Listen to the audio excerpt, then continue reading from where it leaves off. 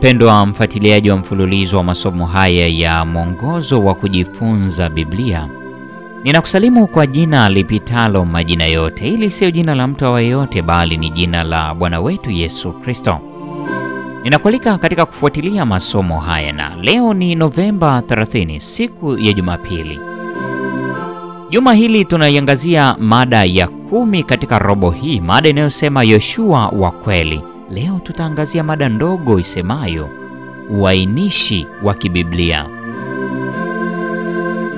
Jifunze maandiko yafuatayo yanayorejea kwenye mifano na ujaribu kufasili kuwa huo ni uainishi gani wa kibiblia.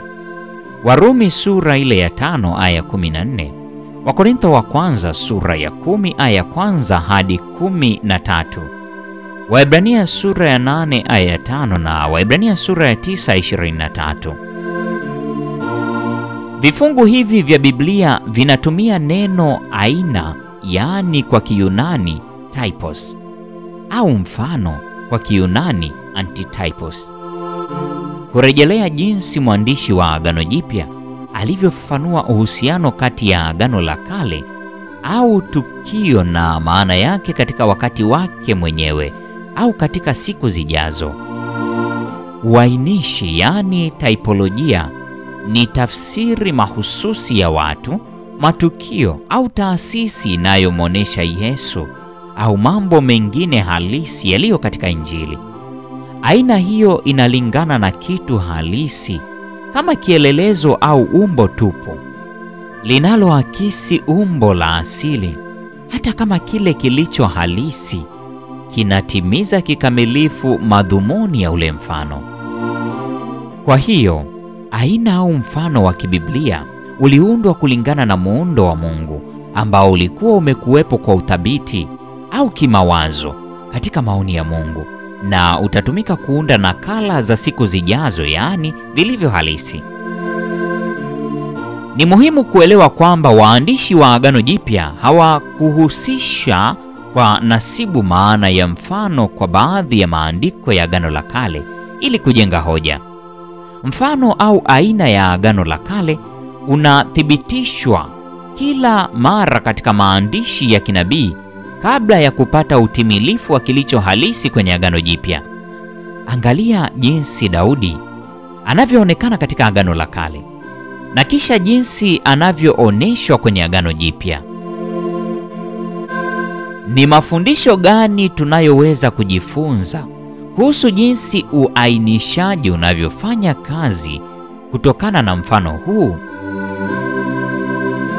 Mfano wa kwanza, Daudi katika Zaburi ya 22 aya ya kwanza, aya 14 hadi 18. Mfano wa pili, Daudi mpya katika Yeremia sura ya 23 aya 5, Isaya sura ya 9 aya ya 5 na ya 6, na Isaya sura ya 11 aya ya kwanza hadi ya 5. Mfano wa tatu, Daudi halisi, yaani aliyekuwa amewakilishwa awali katika Yohana Mtakatifu sura ile ya 19:24.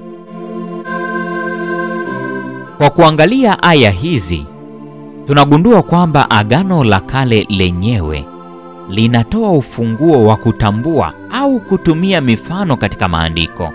Yaani, waandishi wa Agano Jipya ambao maandiko yao yalikuwa lile Agano la Kale walivuviwa na Roho Mtakatifu kutumia mifano ya Agano la Kale kufunua ukweli wa leo.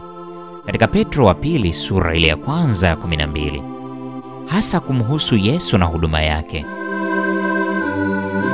Mpendwa wa mfuatiliaji wa mfululizo wa masomo haya mwongozo wa kujifunza Biblia, leo ni Novemba 30, siku ya Jumapili. Mada inasema uainishi wa kibiblia. Na kwa nukta hiyo ndio tunakuwa tumefikia tamati ya tafakari ya mada hii siku ya leo. Neema ya Bwana wetu Yesu Kristo, pendo la Mungu na ushirika wa Roho Mtakatifu hudumu kuwa pamoja nasi sasa na hata milele. Amina.